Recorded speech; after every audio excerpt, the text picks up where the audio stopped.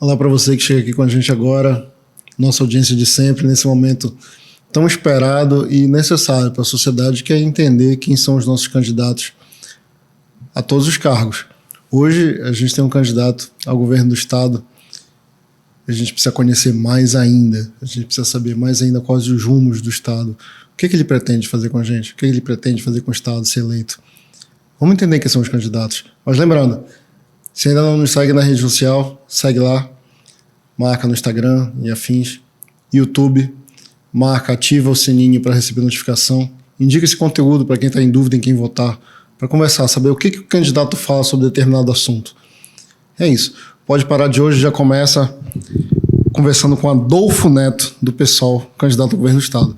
Obrigado por ter aceitado o convite, é uma satisfação estar aqui com a gente. Nelson, é um prazer estar aqui com vocês, poder debater um pouquinho sobre o nosso estado, poder debater sobre política, sobre ideias. E é muito legal ver essa iniciativa de vocês. Eu acho que é o momento que a democratização da comunicação avança cada vez mais, a gente multiplica os canais de comunicação, e não só os canais, a gente multiplica as formas também, e vocês colocarem isso à disposição de discutir com a população sobre o nosso futuro, sobre os nossos projetos, eu acho maravilhoso. Então, parabenizar aí a experiência do Pode Parar, parabenizar vocês aí por esse espaço, agradecer. E podemos. A satisfação é toda nossa de estar prestando esse serviço, que a gente entende como necessário. Uma das questões, exatamente, é conhecer os candidatos em uma população que, às vezes, nem lembra quem votou na eleição passada e, dos poucos fórum majoritário, acaba esquecendo e depois não volta para cobrar. Quem que é o Adolfo Neto? Bom, bora lá. Talvez seja estranho para as pessoas, né, perguntar quem é o Adolfo Neto. O Adolfo Neto é professor universitário, sou professor da UFPA já há mais de uma década.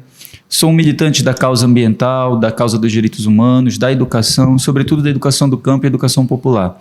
Eu tenho essa trajetória de militância vinculada às pautas de esquerda e essas pautas de direitos humanos, de democratizações, desde muito novo. E agora aceitei o desafio de ser o candidato do PSOL ao governo do estado do Pará, né? Aceitei o desafio porque acho que a gente tem muito a fazer, a gente precisa mudar muito. É um momento muito difícil para a história do Brasil, que a gente passou por causa de pandemia, por causa de desemprego, por causa de fome. E o Pará, como um dos estados mais pobres da federação, infelizmente sofre muito mais isso. Está na hora da gente botar um outro projeto na pauta, um projeto que trate o desenvolvimento, considerando as pessoas, considerando a gente, considerando o combate à desigualdade social.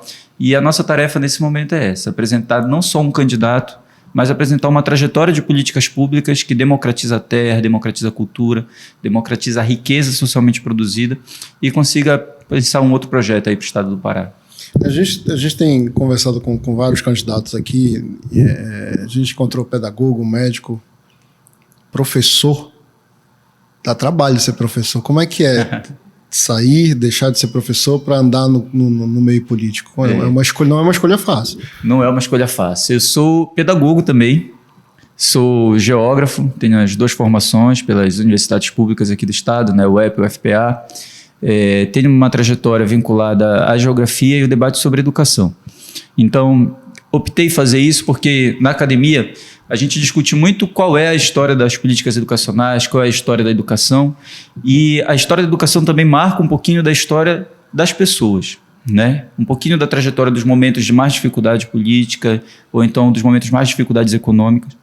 E aí chegou aquele momento de falar assim, olha, não dá para ficar só na academia, tem que dar um passo a mais, né? Já tenho uma trajetória fazendo política, fazendo participação social, construindo projetos de desenvolvimento, coordenando outros projetos do governo federal, do governo estadual, mas precisa de mais. E para poder fazer mais, a gente precisa se disponibilizar a ter maiores responsabilidades, ocupar outros espaços, a propor novas formas de fazer política pública. E aí foi esse desafio, sair da sala de aula, né, dar um passo a mais e agora propor para dentro do executivo, coordenando aí o governo do estado, a gente tem um grande projeto de mudança aí para esse estado. A gente vai retornar para esse assunto, mas falando ainda de desconhecimento de candidatos, de quem são as pessoas, o que propõe às vezes, o que pensam. É muito fácil, o candidato chega e solta a lista de propostas, 20 páginas de coisa que a maioria das pessoas nem vai ler, nem tem como cobrar, e daqui a pouco ninguém mais lembra o que estava escrito na primeira página, muito menos quem é esse candidato. Exatamente. Mas mais ainda nos perdemos num país em que tem várias legendas, vários partidos. Sim. E a gente tem debatido muito isso. Tu és candidato pelo PSOL. Por que o PSOL? Tá, eu sou o candidato da Federação PSOL Rede. Nós estamos federados, né? Estamos federados, vamos passar os próximos 4 anos, e para nós é uma opção muito legal, porque junto uma trajetória do PSOL de construir política popular, de construir inversão de prioridades, combater a desigualdade social e seu partido da diversidade política do Brasil, com a experiência da Rede de ser o partido da sustentabilidade, de ser o partido da causa indígena, que também são pautas muito interessantes e necessárias para a gente mudar a nossa sociedade. E eu estou do PSOL desde o seu início, né? Tenho uma trajetória com esse partido, tenho uma vinculação com esse partido, que é o partido da causa social. Se você pega o partido que mais investe prioridades, que tem maior sensibilidade para tratar das pessoas que mais precisam, que pensa mais a diversidade do Brasil, o combate à pobreza, esse partido é o PSOL.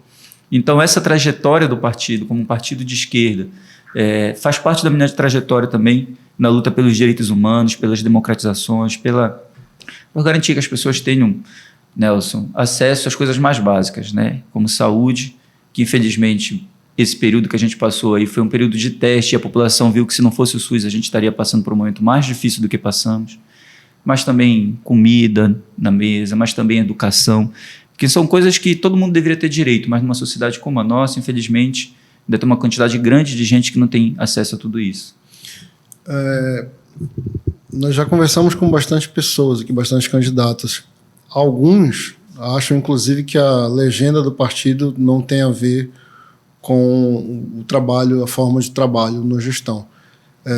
Eu acho que não tenho entendimento. O que significa isso? O partido, a legenda, é um filtro também para o eleitor olhar para aquele candidato e assim, olha, não, mas espera aí, aquele partido eu não quero trabalhar porque tem essa ideologia, aquele outro mais me interessa, mas de repente o candidato não tem a ver com aquela legenda. Qual que é a importância para o eleitor avaliar a legenda e depois entender o projeto político? Cara, se tu avalia a legenda, tu tá avaliando o histórico, tá? De construção. Então, um dos problemas que a gente tem no Brasil hoje é esse excesso de partidos. Esse excesso de partidos, sem dúvida nenhuma, é um grande problema. É um grande problema porque tem gente que se elege num partido, depois muda para outro, e o eleitor não sabe o que cobrar daquela pessoa, porque os partidos representam projetos diferentes e se todo tempo ele muda de partido, ele está mudando de projeto também. Então, combater essa forma de fazer política, essa forma que está relacionado à governabilidade, que está relacionada à troca de emendas, troca de favores, é muito fundamental para a gente poder limpar o campo da política e as pessoas votarem por convicção. Então, essa é a primeira questão. Só que isso também não tem que ser um impeditivo para o diálogo. A gente tem experiências, por exemplo, de partidos diferentes que conseguem dialogar nas suas diferenças e construir o que é essencial, que é a melhoria de vida da população. A gente está vivendo essa experiência no Pará, né? A gente tem, por exemplo, um governo do estado que faz parte de uma legenda, a gente tem a prefeitura que faz parte de outra, e o diálogo tem sido saudável. O que não quer dizer que eles defendam o mesmo projeto, mas as pautas em comuns, as coisas boas que dá para eles se somarem, eles se somam. Isso é saudável numa democracia. O que não é saudável é o que a gente chama de partido de aluguel, partido que não respeita a diversidade, partido que usa instrumentos não muito republicanos para poder eleger seus candidatos, e depois esses candidatos eles são donos do seu mandato e não tem que prestar contas a ninguém. Eu acho que é isso que a gente tem que combater. Se as pessoas se aproximam um pouquinho mais dos partidos, elas vão entender que eles representam projetos diferentes, e esses projetos diferentes são saudáveis numa democracia, e é exatamente porque são projetos diferentes que a gente tem condições de cobrar de quem a gente está votando para poder eleger. Eu vou te dar um exemplo. Eu sou daqueles que acreditam que o Lula vai se eleger. Tá? E vou batalhar todo dia para o Lula se eleger, porque, na minha opinião, a gente precisa mudar o Brasil, precisa tirar o Brasil do mapa da fome, precisa garantir emprego, saúde, etc. Mas não basta eleger o Lula, a gente tem que eleger pessoas comprometidas com o mesmo projeto do Lula. É por isso que a gente está apresentando a nossa candidatura, porque a gente quer ser o governo do Estado que, junto do governo federal, vai trabalhar para exterminar a extrema pobreza no Brasil e no estado do Pará. Vai ser o governo que vai erradicar o analfabetismo, vai ser o governo que vai fazer reforma agrária, que são pautas que o governo Lula também defende.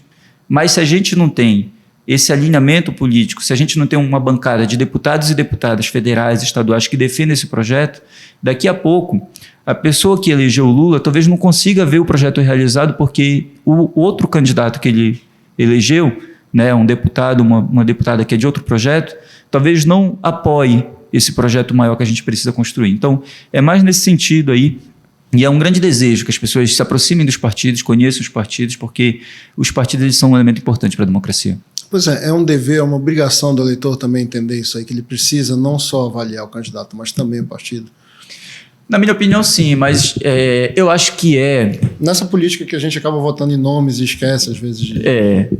Eu acho que isso é um processo de amadurecimento político que a gente tem que passar. A gente passou durante muito tempo por uma ditadura, a democracia no Brasil é muito curta. Eu não botaria assim como uma obrigação do eleitor, porque as pessoas não foram ensinadas para isso. Então, eu não gosto de cobrar aquilo que a gente não ensinou. A gente está amadurecendo a nossa democracia, a gente está caminhando. Eu acho que o eleitor hoje está mais maduro do que foi tempos atrás. Mesmo que os resultados eleitorais não sejam ainda tudo aquilo que a gente espera e que a gente saiba que o poder financeiro ainda é muito forte nas eleições, a gente está avançando na nossa democracia. Então, é um desejo, óbvio, que as pessoas conheçam os projetos, conheçam os candidatos, não votem porque ganhou um santinho, por causa de uma promessa, por causa de um emprego. A gente quer acabar com isso, porque quando se faz isso, a gente está corroendo os direitos sociais, a gente está corroendo a democracia, a gente está corroendo tudo aquilo que sustenta uma república, né? Mas eu também não culparia as pessoas por isso, não, porque eu acho que é um processo de amadurecimento que a gente está passando.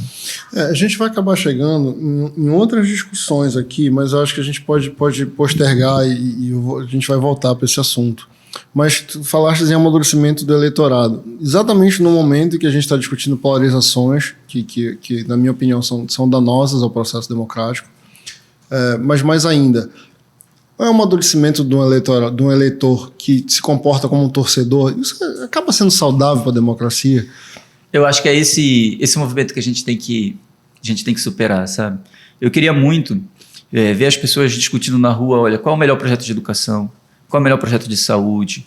Qual é o melhor projeto para combater a desigualdade, para defender a questão ambiental, para mudar, fazer uma transição energética necessária para garantir a vida comum, porque o planeta está esquentando e vão morrer todo mundo junto. Mas, infelizmente, as pessoas estão na rua ainda discutindo, né, a minha cor. A minha cor é essa e eu vou morrer dessa cor, né? Ou então, o meu candidato é esse, não importa o que ele fez, eu sou do time dele. Eu acho que isso aí dificulta o diálogo, eu concordo contigo. O momento político que a gente está vivendo não é um momento saudável, né? É um momento de muita violência política, de muita agressão, de todas as formas. E aí tu conhece o impacto disso, por exemplo, na mídia, com a difusão de fake news, com a construção de verdades que não tem vínculo com realidade. Tudo isso são processos muito danosos. Mas, como eu te falei, a nossa democracia ela é muito jovem, né? A gente está completando aí 20 e poucos anos, 22 anos de democracia, 20 e alguns anos de democracia, e esse amadurecimento é normal. Então, altos e baixos sempre acontecem. Vai ter momentos que a gente vai estar mais polarizado e a polarização não é o problema. A gente pode ter polarização, a gente já viveu décadas de polarização, por exemplo, entre o PT e o PSDB no Brasil. Quem não lembra da disputa entre Fernando Henrique e Lula? Eram disputas extremamente polarizadas, mas eram mais saudáveis do que são hoje. A gente discutia mais propostas do que a gente está discutindo hoje? Eu acho que perdeu muito o espaço do debate de ideias no momento atual, sabe? A violência, a imposição, a força, a dificuldade que você tem de ouvir o outro está gerando uma sociedade que está se matando, literalmente, não é uma força de expressão. As pessoas estão se matando na rua sem querer dialogar, né? Muitas vezes sem saber a proposta que está defendendo. Isso eu acho que é perigoso para a gente. Você consegue apontar uma coisa? É uma questão de descrédito na política? É uma questão o que mudou de lá para cá? Assim, desistimos e aí a gente escolhe um time e vai no momento que a gente precisava estar construindo uma sociedade melhor para todo mundo. O que é? Assim, eu sei que não é uma pergunta simples, eu não espero uma resposta simples. Por favor, não me bota nessa situação. Mas existe um start, né, nessa conversa. Né? O que está mudando no eleitor que a desesperança está causando essa meramente paixão? A gente vai virou repar, né? Falando de pode parar, falando de parar. Virou um repá e meu time é melhor que o teu. Mesmo quando o meu time está jogando pior que o teu, ele é complicado. Assim, amar nesse lugar de dizer que o meu time é muito bom, que é o melhor time do mundo, não é o melhor time do mundo. Né? Tu pegaste um bom exemplo, tu pegaste o exemplo do futebol. Para mim, meu time é o melhor do mundo, mesmo jogando a Série C, entendeu? Mas na política a gente tem que ser mais realista, né, cara? Na política a gente tem que ser mais realista. É bom que tu não falaste o time, né? Eu não precisa falar, já falando de Série C tá tudo certo. É quase um elemento genérico no Pará hoje joga a Série C, né? Mas assim, o que eu acho? Nos momentos de crise econômica, tudo fica mais difícil na sociedade, cara. Tudo fica mais difícil. Então, se tu for pegar os momentos mais difíceis da nossa história, foram momentos de crise econômica, foram os momentos que faltou comida na mesa, foi momentos que as crianças saíram da escola e voltaram para o trabalho infantil, foi o momento que as pessoas se desesperam porque não tem o que botar na mesa. Nesses momentos, o nível de estresse, de tensão coletiva aumenta. Mas não é a primeira vez que isso acontece. Na história a gente já teve vários momentos assim, a gente conseguiu superar isso. Eu acho que tem elementos novos nesse momento, né? Por exemplo, a nova maneira como as redes interferem a vida de todos nós, a nova maneira como a comunicação interfere a vida de todos nós. A gente sai do momento em que as pessoas dialogavam entre si, mesmo tendo discordância, e a gente passa por um momento que parece que existem realidades que estão acontecendo ao mesmo tempo de maneira separada. Então, eu vi esses dias a entrevista de um candidato à presidência aí, que para mim vai ser derrotado, no Jornal Nacional. E é impressionante, de um lado, aqueles que são contrários a eles falando uma coisa e os favoráveis falando outra coisa. Eles não estavam falando da mesma coisa. Eles estavam falando de realidades que pareciam ser paralelas, de tão grande a diferença.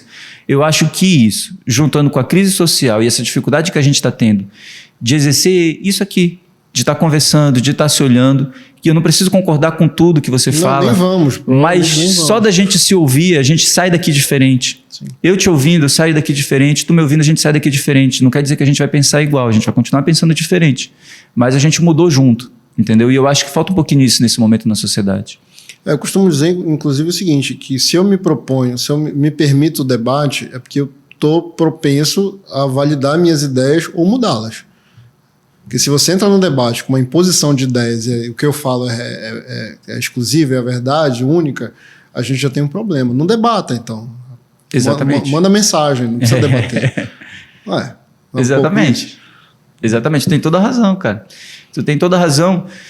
E talvez esse seja o sentido que a gente tem que resgatar da democracia.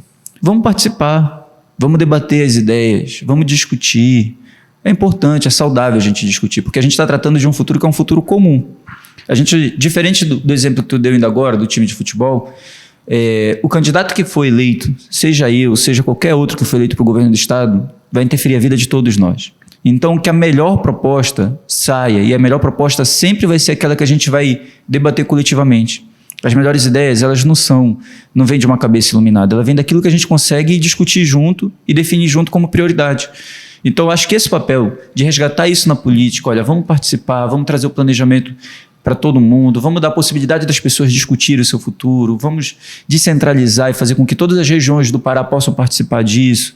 Eu acho que é uma grande experiência. É uma grande experiência de aprendizado humano, inclusive. A gente vai sair diferente depois de uma experiência de que as pessoas possam participar da gestão do governo, com o governo popular, com o governo participativo.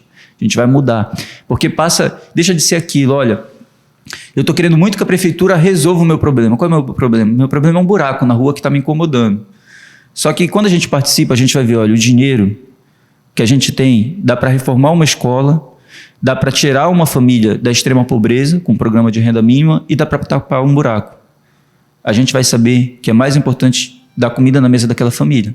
E aí, mas participando eu vou saber, olha, eu não tapei meu buraco porque eu não tinha dinheiro, mas tinha uma coisa mais importante antes para fazer. Quem vem aqui e promete que vai resolver tudo, está mentindo. Tu sabes que o Pará tem muitas dificuldades, tem muitos problemas. Não é fácil gerenciar um estado que, mesmo sendo tão rico, sendo um dos principais estados na exportação de commodities, sendo um dos principais estados no PIB, na produção de ouro, de minério, na exportação de boi, por exemplo. Mesmo assim, a gente é um estado muito pobre. Não vai ter dinheiro para a gente resolver tudo em 4 anos. A gente vai ter que traçar aquilo que é prioridade e as pessoas vão ter que decidir junto conosco. O que é prioridade nesse estado? É asfaltar uma estrada? É garantir reforma das escolas? É construir escolas de tempo integral? É botar educação infantil nos municípios para que as mães possam trabalhar, porque hoje as mães muitas vezes não conseguem nem sair de casa para trabalhar porque não tem com quem deixar seu filho? Então é essa tarefa que a gente tem que ter. estás falando, algumas coisas na tua fala são importantes, e aí eu vou cobrar de um professor, ou vou questionar um professor, provocar um professor. Algumas perguntas acabam voltando para alguns candidatos que aparecem aqui ou se repetem em outros programas, mas principalmente sendo professor pedagogo, preciso te provocar. Partindo de um eleitorado que já não acredita mais na classe política, ou pelo menos questiona bastante, a gente está inclusive reaprendendo a questionar, e entendendo que a gente precisa melhorar como eleitor, mas para isso acontecer a gente precisa de educação. Já deu também de sermos o país do futuro, de sermos o momento do futuro. Como é que eu acredito que um político quer investir em educação? Vai investir em educação porque assim ele me torna melhor, inclusive eu posso fiscalizá-lo. Cara, eu concordo contigo, Nelson. Educação, ela é fundamental para todos nós. Se tem 3 coisas que a gente precisa ter, primeiro, é a possibilidade de estar vivo, então a gente precisa comer, a gente precisa ter saúde, mas para avançar enquanto ser humano, enquanto sociedade, a gente precisa ter educação. Então a tua pergunta ela é muito importante. E se a gente for pegar a história do Brasil, a gente vai ver que educação nunca foi, na verdade, uma prioridade. O que a gente tem um autor que é o Darcy Ribeiro, que na década de 60 ele falou uma frase que ela é muito significativa. Quando questionava o Brasil, as suas opções, as suas estratégias, e as pessoas questionavam muito, olha, a educação no Brasil não está funcionando porque as crianças estão saindo da escola, porque as crianças não aprendem. Ele falou, olha, a educação no Brasil, ela não vive uma crise, ela é um projeto. Ela foi pensada para ser desse jeito, para que as pessoas não pensem, para que as pessoas não participem, para que as pessoas não tenham oportunidade. E eu acho que se a gente quer mudar as coisas verdadeiramente, a gente tem que apostar na educação. Vou te dar, antes de responder isso, vou te dar um exemplo só, tá? Minha última aula, antes de pedir licença agora da universidade, eu estava dando aula sobre políticas educacionais, uma das disciplinas que eu participo, e eu estava falando com uma aluna minha, uma aluna até um pouquinho mais de idade em relação à média que a gente tem hoje com as pessoas na universidade. E a gente estava discutindo exatamente as políticas da década de 90 e a importância de políticas como, por exemplo, Bolsa Escola. E ela falou, olha, professor, eu recebi a Bolsa Escola de um salário mínimo em Belém, na gestão anterior ainda do Edmilson. E para mim foi importante, porque naquele período, minha mãe e meu pai tinham separados, minha mãe tinha saído de casa, que é até um fato assim, muito incomum, porque geralmente quem sai de casa é o marido, né? A gente não tinha como se sustentar. Eu fui no CRAS, eu fiz o meu cadastro, eu tive que tomar vacina, tive que frequentar a escola para poder receber aquela ajuda que permitiu a minha família se sustentar. Hoje eu estou aqui na universidade. Cara, aquela menina poderia ter morrido, ela poderia ter sido vítima do tráfico de droga, ela poderia ter sido violentada de todas as formas que as mulheres são violentadas cotidianamente. Ela poderia ter abandonado o seu ciclo de escolarização para ir trabalhar, mas ela estava na universidade. É aí que tu vê o sucesso de um governo de esquerda. É aí que tu vê o sucesso de um programa de educação. No meu governo eu vou investir muito em educação, cara. A gente precisa universalizar a creche, a gente precisa melhorar a qualidade do ensino fundamental, porque o Pará, dos 27 estados, ele é o 24º pior indicador do ensino fundamental. É um ensino municipalizado, mas a gente precisa ajudar os municípios. A gente precisa ampliar a quantidade de vagas no ensino médio e no ensino profissionalizante, porque tem muito jovem que abandona a escola, porque não vê ali uma oportunidade de melhorar a sua vida imediatamente. A gente sabe que o nosso povo precisa disso, então o ensino profissionalizante... trabalhar logo. Exatamente. É uma realidade muito, muito forte isso, né? E muito perversa com a nossa juventude. Então eu vou investir em educação porque esse é meu compromisso, essa é a minha vida, cara. Eu sou um educador, mais do que um professor. Eu me vejo na sala de aula, velhinho, daqui a 30 anos, dando aula. Eu não quero estar em outro lugar, eu quero estar dando aula. Esse é o meu compromisso humano com o mundo, né?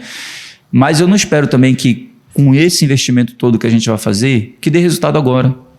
Isso é um projeto para a gente ver daqui a pouco o teu filho, para a gente ver essa criança que está entrando agora e falar, olha, eu recebi um auxílio quando a minha família pensou em me tirar da escola, entendeu? Porque ele possa falar, uma mãe possa falar, olha, eu voltei a trabalhar, eu consegui trabalhar porque tinha um lugar seguro para o meu filho ficar. Para um jovem que está pensando em sair ali do ensino médio ou do ensino fundamental, fale, olha, eu consegui continuar estudando porque existia uma política para garantir que quem mais precisa fique estudando, não saia da escola. Cada criança que termina o seu ciclo de escolarização é um sucesso de todos nós, cara. A gente tem que comemorar. Então, tudo aquilo que a gente puder fazer para que essas crianças terminem seu ciclo, a gente tem que fazer. Isso passa por escolas melhores, isso passa pelos profissionais da educação valorizados e bem formados. Isso passa por abrir a escola para que a escola seja um espaço da cultura, do acolhimento, da festa, da comunidade. Então, são muitas políticas importantes. Eu acho que esse é um grande desafio que a gente tem no Pará, cara. Falaste de uma coisa aqui, tu falaste do tempo do amanhã, que é esse preparo educacional que demanda um determinado tempo social. Mas eu preciso relembrar também que a gente está falando de 33 milhões de pessoas com fome, principalmente na região norte e nordeste, que são as mais afetadas. E aí, como é que a gente trabalha isso? Como é que a gente muda? Porque a educação a gente precisa melhorar agora para a gente eleger melhor no futuro. Mas quem tem fome tem pressa. Exatamente, cara. As pessoas estão precisando. E vou te dar só um exemplo. Olha, durante a pandemia, muitas crianças passaram fome. Ou porque os pais perderam o emprego, não estavam podendo ir pra escola, ou porque não também. podiam ir para a escola, cara. E olha, a educação pública é um negócio tão maravilhoso que a escola, às vezes, ela recebe 36 centavos por refeição, por aluno, tá? Por dia. Com 36 centavos, muitas vezes, essa é a melhor refeição que a criança vai ter no dia. Então, para a gente só entender a importância que quando a gente fala de escola pública... Né? Não, é valor atual. Não, mas é o valor que custo real É hoje. Tem haver um complemento do governo? Não, esse é o custo hoje. Essa tabela, desde 2016, ela não tem reajuste.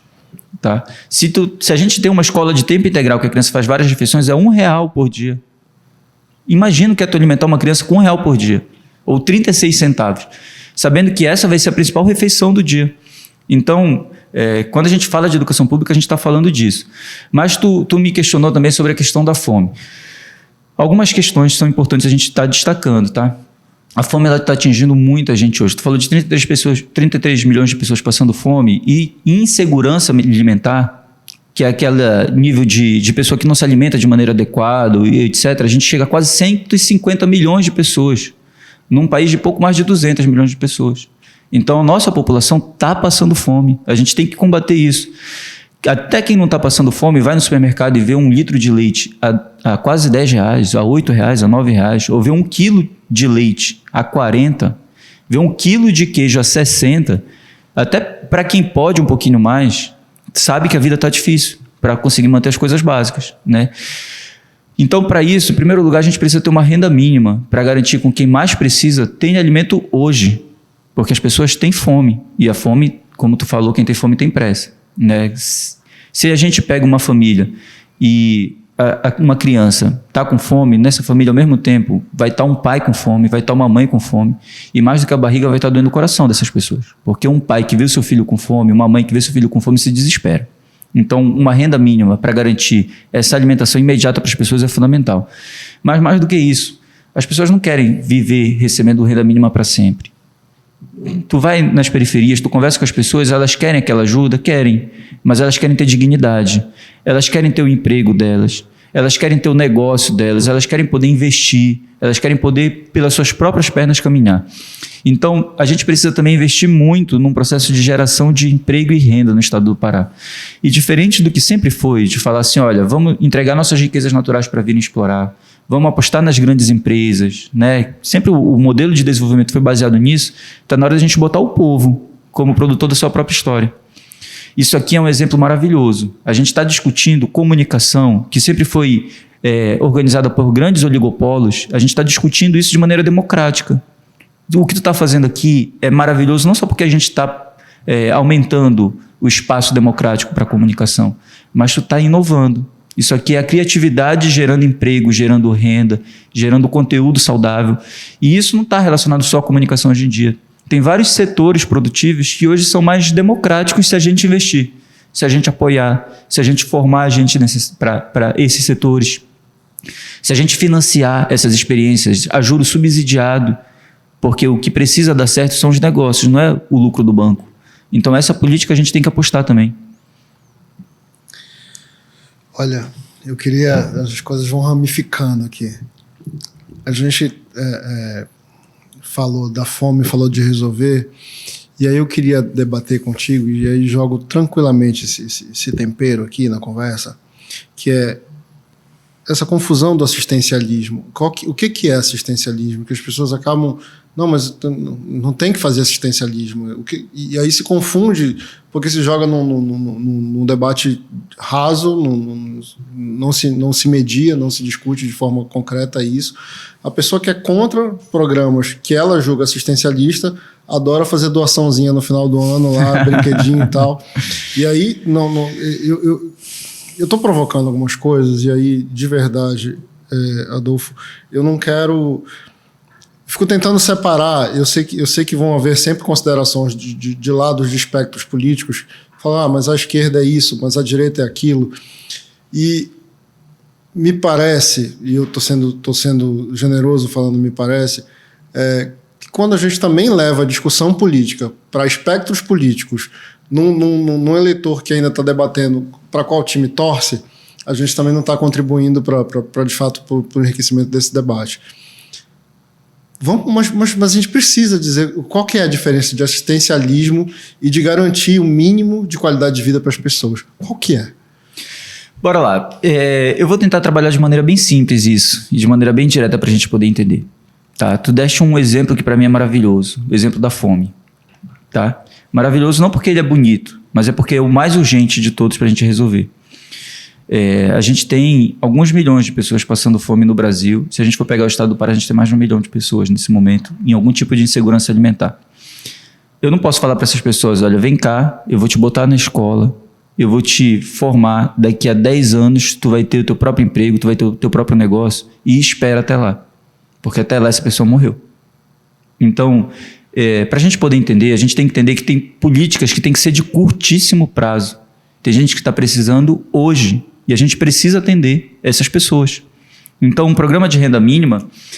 eu sei que tem muita gente que critica, mas só pode criticar quem nunca passou fome. Só quem critica um programa desse nunca sentiu na pele a necessidade. E eu tenho certeza que não critica por falta de humanidade. Porque, como tu falaste, tem muita gente que critica um programa desse, mas no Natal... faz mobilização entre os seus para poder dar... Nenhum problema, inclusive a gente não está dando... Não, muito pelo contrário. Você ir lá fazer e fazer... Inclusive eu acho bonito, porque sempre que você reparte o seu com quem precisa, é bonito. O que a gente está confrontando, o que a gente está provocando é que tem a coerência no discurso. Que a gente também tem falado muito aqui, você dizer que é democrático e no final gostar da censura, o negócio não está batendo. Não está batendo.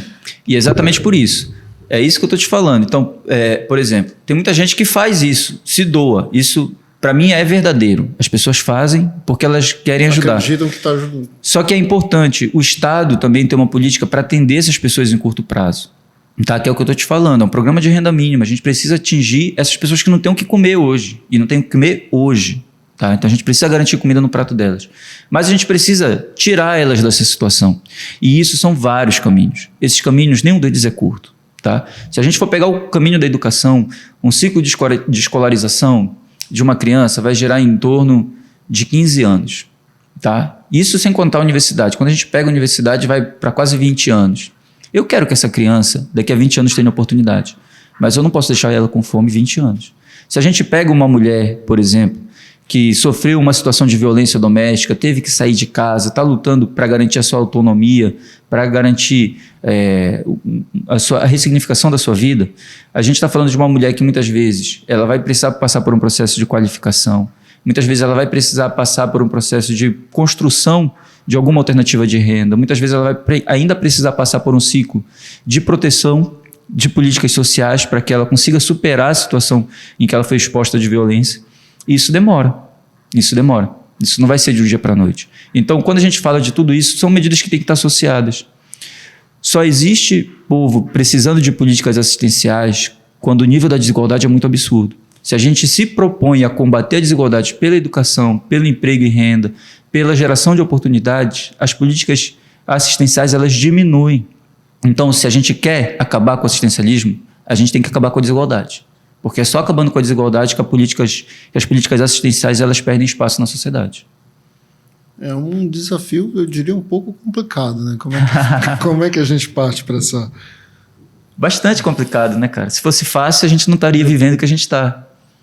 Então, assim, eu sei que te falo com muita convicção disso. Não quero passar que é fácil. Eu estou trazendo para ti ideias que são difíceis. Mas eu acho que a gente tem que ter opções. Tá? Quando a gente governa, a gente tem que fazer opções. O que justifica o Pará como maior produtor de energia elétrica? Por exemplo, a nossa população está passando pelo que está. O Pará é o terceiro maior produtor de ouro nacional. O Pará é o maior exportador bovino. O Pará tem uma produção gigantesca de grãos. O Pará tem... não é o maior estado da Amazônia, mas, na minha opinião, é o principal estado amazônico no momento que a gente passa por uma transição ecológica. Tem maiores jazidas minerais, por exemplo, as jazidas de Canaã, as jazidas de Paraupebas, que eram previstas para esgotar em 400 anos, vão esgotar em 15 anos. O que a gente vai fazer com isso que vai ficar? Né? Vai ser uma nova Serra Pelada? É isso que a gente está querendo?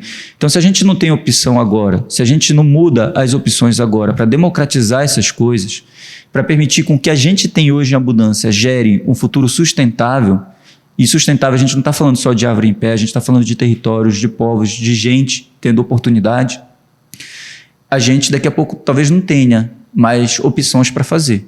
Eu acho que a gente ainda tem opção, a gente ainda consegue mudar o rumo da nossa história e pegar esse povo paraense que é um povo criativo, cara. É um povo que produz muita coisa interessante, é um povo que produz muita cultura, é um povo muito guerreiro, que tem muitas tradições históricas importantes, seja negra, seja indígena, seja portuguesa, e construiu a gente um dos povos mais diversos que a gente tem no Brasil, é o povo paraense. Eu acho que a gente tem que usar isso para propor um novo caminho para a nossa gente. Falaste de eletricidade, aí eu vou ter que buscar a gente, produtor, e pagando uma das energias mais caras do país. É uma vontade política? O que é? É um Estado que consegue sobreviver taxando quem tem menos. A realidade é essa, tá? Eu ouço muita gente falar sobre a questão energética e questionando, como é que São Paulo, que é um estado que está se utilizando a energia do Pará, paga menos do que a gente? A realidade é o seguinte, a arrecadação do estado do Pará é sobretudo ICMS. ICMS é taxação de consumo. E no estado pobre tu está taxando quem tem pouco. Energia elétrica é uma das maiores fontes de arrecadação do estado. Então, se a gente não muda, nesse modelo atual, se a gente não muda as fontes de arrecadação e produz riqueza de maneira descentralizada, o estado vai continuar taxando quem tem pouco. E aí quem tem pouco vai pagar caro, no caso da energia, no caso do combustível, no caso dessas coisas que estão relacionadas à arrecadação estadual. Mas mais do que isso, não basta só mudar a forma de produção de riqueza. Como é que tu justifica o estado do Pará, com tantas bacias importantes, produzindo essa quantidade inteira de energia, né, com os impactos aqui, como é que tu permite um sistema nacional integrado, entre aspas, que tira completamente a autonomia de decisão do nosso povo? Então, por um lado, a gente paga muito caro pela energia por causa disso que eu te falei, por causa da taxação e da arrecadação do Estado feito no consumo, e aí tu penaliza quem ganha pouco. Mas, por outro lado, o próprio modelo de produção energética, ele tem que mudar. A gente tem que garantir a soberania sobre isso, tá? Porque o prejuízo de tudo isso está aqui. Quem foi afetado pela construção das hidrelétricas foi o nosso povo, sabe? Os rios que inundaram, e que inundaram muitas vezes comunidades, vilas. Eu conheci, durante a construção de Belo Monte, eu era professor da universidade na região de Altamira, e conheci muitas das comunidades que foram completamente inundadas. Quando inundou aquilo ali, tu inundou histórias, tu inundou famílias inteiras que perderam as suas referências culturais, tu inundou territórios ancestrais de milhares de anos. E quando tu inundou, tu secou, como no caso da Volta Grande. O prejuízo ficou todo para a gente, e a gente não tem direito de decidir sobre isso. A gente não tem direito de questionar sobre isso nesse modelo. Não pode ser assim. Então, por um lado, a gente tem que reduzir o preço, e para isso a gente tem que mudar a dinâmica econômica do Estado, mas por outro lado a gente também tem que falar, olha, está na hora de parar. O Estado do Pará não pode ser só aquilo que as pessoas vêm aqui, tiram, levam embora e vão produzir riqueza em outro lugar. Não é para isso. A gente quer dar um basta nesse modelo, não é para isso que o nosso povo existe. Pois é, mas a gente precisa provocar essa mudança a partir daqui? Claro, porque só consegue provocar a mudança quem está sendo afetado, quem está sendo prejudicado. Nós estamos sendo prejudicados.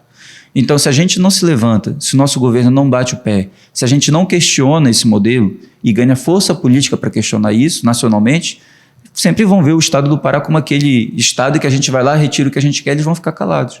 Então, é preciso também, enquanto governo, enquanto classe política, a gente bater o pé e falar, olha, a gente precisa ser respeitado. Não pode, vai ficar aqui só o buraco, vai ficar aqui só o rio que encheu? Vai ficar aqui só o rio que secou? Vai ficar só a floresta que saiu? O que vai ficar para nossa gente? Vai ficar violência no campo? Vai ficar os buracos? Vai ficar a perda da história? Não, a gente não pode aceitar isso. Pois é, então aí essa tua resposta me faz voltar à pergunta inicial. É uma vontade política? Não sei se é má vontade. Eu acho que muita gente foi beneficiada com isso. A gente tem uma classe política, historicamente, aceitou esse projeto. Eles acharam e defendem, tem gente que defende até hoje, que esse é o projeto que vai dar certo. Mas ainda vai dar certo? Tem gente que acredita. Tem gente que defende garimpeiro, por exemplo. Garimpeiro ilegal. E a gente sabe o que a garimpagem legal faz. Seja com a floresta, seja com o rio, seja com as pessoas, seja a própria indústria criminosa que circula ao redor disso. Vai dar certo para quem, cara pálida? Para eles. A gente tem candidato que é financiado por ouro ilegal, por exemplo, no estado do Pará. E essas pessoas vêm aqui se dizer cidadão de bem, vão dizer que vão cuidar das pessoas, etc. Mas, na realidade, são financiados por isso, são financiados pelo narcotráfico, são financiados por toda essa ilegalidade que tem uma vertente política. A gente não pode esquecer disso. Tem muita gente que aparece aqui sorrindo, de gravata, que é financiado por uma série de atividades ilegais, que enriquece com uma série de atividades ilegais. Então, esse dedo na ferida a gente tem que colocar também. Quando a gente mudar o modelo de desenvolvimento, muita gente que aparece aqui sorrindo para ti, talvez não tenha coragem de aparecer. Além desse, quais mais tu considera os maiores desafios em relação à política no Estado, primeiramente? Bora lá. O que a gente precisa fazer no Estado do Pará? A gente precisa fazer muita coisa, tá? Isso também não é uma resposta muito simples que a gente possa dar. Não é tanto tempo também. Então, assim, resumindo... Tá, mas olha, nós estamos passando por uma crise global, tá? Uma crise séria. A gente essa semana mesmo, está passando as reportagens aí das maiores secas dos últimos 500 anos na Europa. Isso não é culpa nossa, é culpa de todo um modelo que está presente no mundo inteiro e que a gente precisa mudar o que a gente chama de transição energética, né? Precisa construir uma transição energética. Nós somos o segundo maior estado da Amazônia, nós somos o principal estado politicamente da Amazônia. A gente tem que liderar essa mudança global, tá? Isso pode parecer pouco, mas isso é muito. Esses dias eu vi um candidato a presidente falando que os ribeirinhos tocam fogo na floresta, coisa mais absurda que eu já ouvi na vida. Só quem não conhece ou quem tem muita maldade para falar uma coisa dessa, né? Então, se a gente topa fazer a transição energética e botar a questão ambiental e o Pará como um protagonista global, a gente está falando em energia sustentável, a gente está falando em preservação ambiental, a gente está falando em regeneração de fauna e flora, a gente está falando em gerar emprego com economia sustentável. Então, todos esses elementos são elementos importantes e requer mudanças profundas. Junto disso, uma outra pauta que eu acho muito fundamental é tornar o Pará como território dos direitos humanos no Brasil. E é fundamental por quê? Porque é o nosso povo que está morrendo em todo lugar. É o nosso povo. Se tu anda aqui na periferia, em qualquer bairro de Belém ou qualquer bairro do interior, as pessoas estão com medo de sair. E aí a gente tem uma ideia de que a gente vai combater a violência botando o policial na rua para correr atrás de bandido dando tiro. Daqui a pouco a gente vai ter metade da população policial, metade da população civil. E os dois lados se atirando e se matando. E na maioria das vezes são trabalhadores, né? De todo lado vai ter isso, né? Um policial que sai de casa, ele nunca sai confortável. A família nunca sai feliz. Olha, legal, meu marido, meu pai, minha mãe está saindo porque é policial. Sempre fica a apreensão, porque a gente nunca sabe o que vai acontecer. Então, se a gente não combater essas questões, a violência sempre vai estar aumentando. E quando a gente fala de direitos humanos, a gente está falando disso. A gente está falando de proteger as pessoas. A gente está falando de antecipar para que a violência não se forme. Qualquer pessoa que está numa penitenciária hoje, eu te garanto com certeza absoluta que essa pessoa deixou de estudar muito cedo, não teve uma família estruturada, isso há muitos anos, já deve ter passado por um CRAS, por uma assistente social e não conseguiu resolver o problema, já deve ter passado por um CAPS para tratar a drogadição e não conseguiu resolver o problema, pode ter cometido um ato infracional enquanto era adolescente de menor gravidade, passou por uma unidade e não resolveu o problema e no final terminou num presídio. Então, quantas vezes a política já deu errada para que a violência se forme no final? É essa questão que a gente tem que colocar. Se a gente fala de direitos humanos, a gente está falando dessa criança que teve que sair da escola. A gente está falando da mulher que foi violentada. A gente está falando da cultura patriarcal e machista que permite essa violência contra as mulheres. Então, tudo isso é uma mudança de profundidade que a gente tem que fazer. E é importante tu ter, só fazer uma consideração nesse momento, porque muita gente associa direitos humanos como defesa de bandido. Não é. A humanidade é a melhor coisa que resta em todos nós. A humanidade é aquilo que preserva no momento mais difícil aquilo que a gente tem de mais valioso, que é o fato de ser humano. Nunca eu posso dizer que direitos humanos defende o bandido. Direitos humanos defende aquela pessoa que na situação mais difícil está sofrendo e precisa ser acolhida. Se errou, precisa pagar pelo seu erro. Mas como ser humano tem direito à dignidade. Então esse é o elemento central que a gente tem que defender quando a gente está falando de direitos humanos. Inclusive porque eu vejo isso numa vertente muito religiosa, as pessoas falando, olha, isso é contra Deus, né? Contra os desejos de Deus, então bate, então mata, então faz isso, que essa pessoa já vai direto para o inferno e já vai resolver o problema dela com Deus lá. E na minha opinião, não. No momento que qualquer pessoa sofre, Deus não é quem está julgando. Deus é quem está acolhendo a dor dessa pessoa que sofre. Entendeu? Então, para mim, os direitos humanos ela tem esse lado humano e essa ligação com o sagrado, com o acolher, com o respeitar, muito profundo. E se a gente topa fazer isso, transformar o Pará no território dos direitos humanos no Brasil, a gente vai fazer uma guinada na nossa história. Uma guinada tão poderosa que a gente vai parar, né, de se ver como a gente se vê hoje, né? Vai ser uma mudança que a gente vai inclusive se reconhecer enquanto povo e entender que a nossa história muitas vezes que ocultou o que nós somos, que muitas vezes forçou a sermos outra coisa, a partir de então a gente vai poder perceber toda a nossa originalidade, toda a nossa diversidade. Tocaste num ponto, e aí de novo eu vou falar de vontade política, e na verdade eu até coloco a classe, os colegas da imprensa também tratam dessa forma, que é exatamente essa discussão dos direitos humanos só proteger, só servir para quem está à margem da sociedade. Mas que também é um discurso que interessa a determinados gestores, porque os direitos humanos servem exatamente para proteger todo mundo que é humano. É uma questão simples, é uma questão de lógica simples, né? As pessoas gostam tanto de argumentos definitivos de lógica, mas em alguns momentos só quando é conveniente. Então, assim, não é para isso que existem os direitos humanos, existe para proteger nós como humanos, e aí quem não é pode levanta a mão e de repente não sou, não quero isso aí. Mas cabe então essa coisa desse esvaziamento do discurso que acaba favorecendo de novo a quem, cara pálida, né? Exatamente, essa pergunta que a gente tem que se fazer, cara. O direito humano é para proteger a pessoa quando ela está mais vulnerável. O direito humano é o que acolhe. Então, se uma mulher é violentada, é de direitos humanos que a gente está falando. Nenhuma pessoa pode ser violentada na sua integridade, né? Se uma pessoa está sofrendo, é direitos humanos que a gente está falando. Se a gente está falando de fome, é de uma violação dos direitos humanos que a gente está falando. Se a gente fala de pessoas que morreram porque não tinha oxigênio, é uma violação aos direitos humanos. Então, quando a gente fala de direitos humanos, é disso que a gente está falando, e a gente tem que desmistificar. Muita gente, para conseguir like, para conseguir curtida, para conseguir voto, né? Like e curtida e audiência no teu métier, na mídia, e voto na política, acaba procurando esse caminho fácil de falar, olha, vamos nós mesmos nos vingar. Nos vingar de quem? Essa é a pergunta que a gente tem que se fazer. É muito fácil, né? Você vender uma ideia que não funciona, direta e objetiva desse jeito, e depois botar a culpa no outro por não ter funcionado.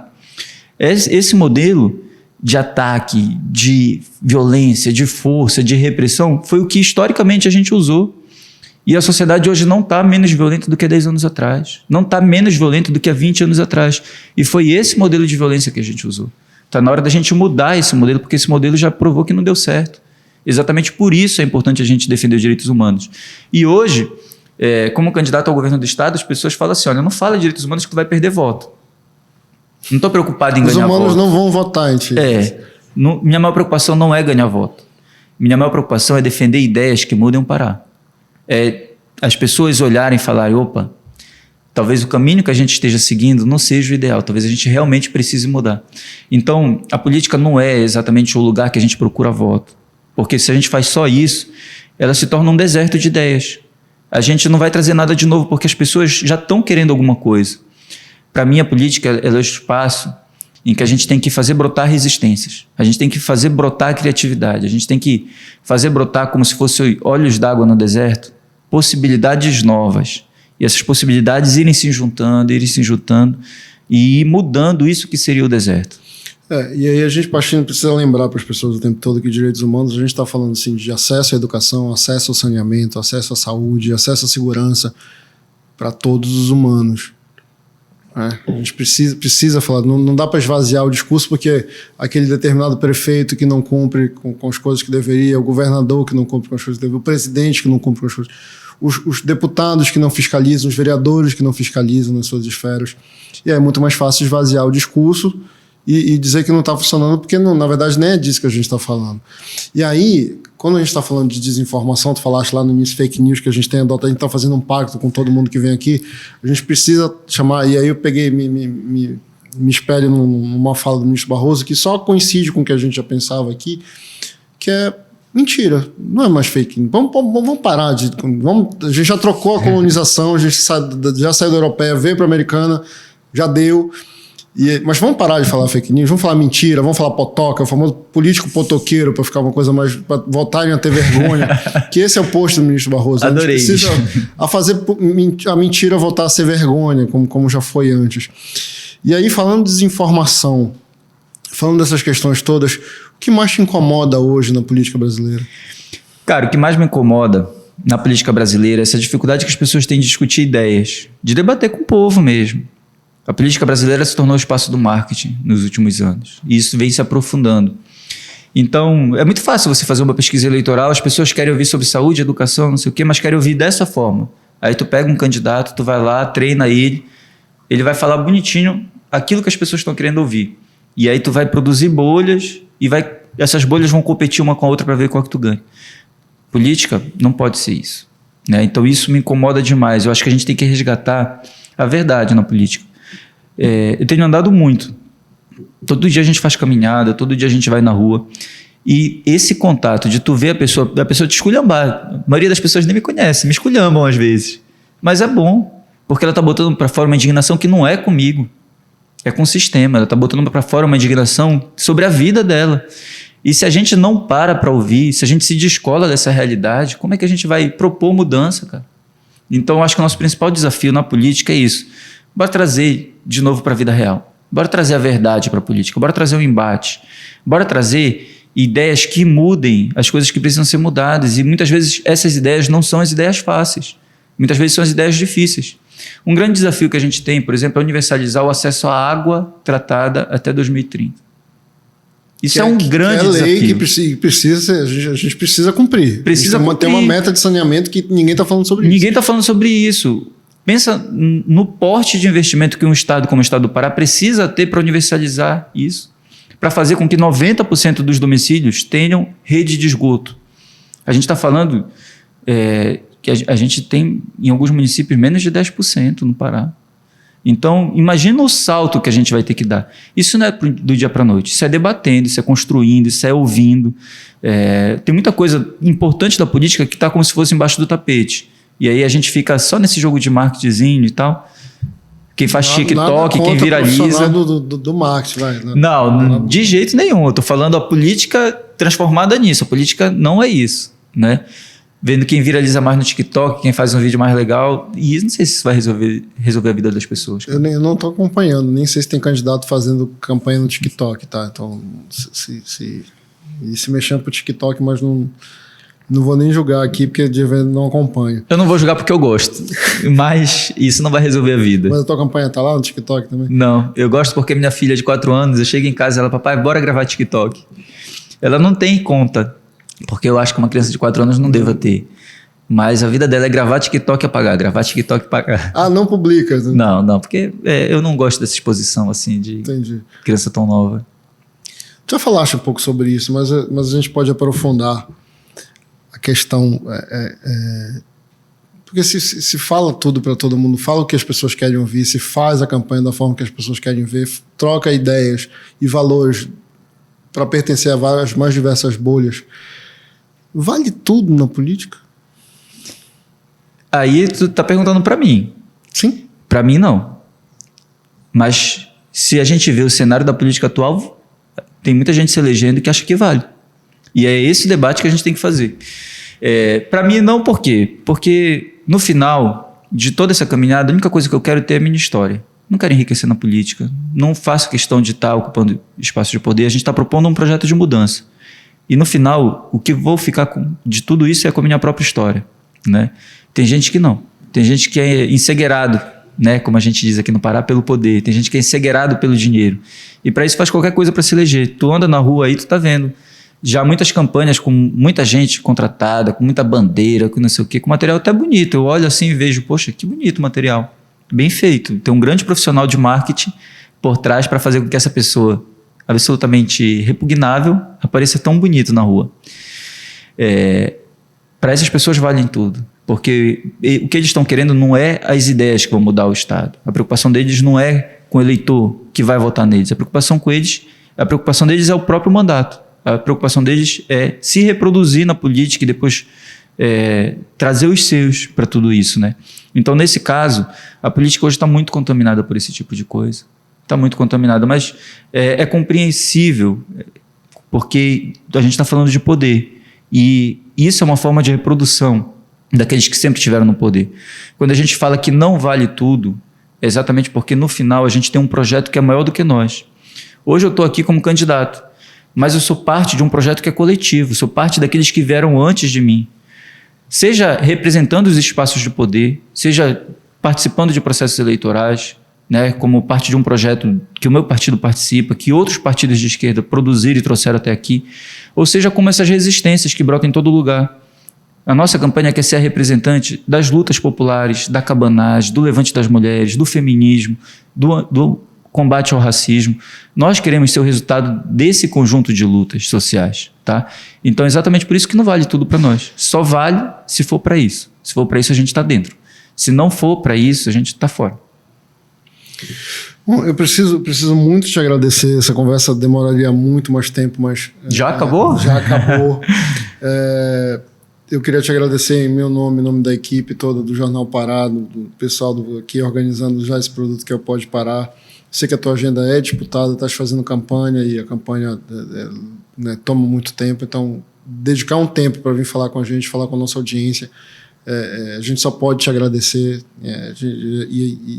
Enfim, muito obrigado de fato por dispor desse tempo, dessa horinha que parece que já acabou, mas que a gente sabe que dá trabalho vir, voltar, enfim, parar a tua agenda para cumprir. E aí eu queria que você mandasse as considerações finais para falasse com a nossa audiência, por favor. Nelson, para mim, cara, ainda nem tinha começado. Para mim, a gente estava conversando aqui sobre a nossa intimidade, sobre a nossa vida, sobre as coisas que nos envolvem, né? Ainda tinha muito mais coisas para falar. A gente podia falar do programa de governo, das estratégias, a gente podia falar de tudo isso, né?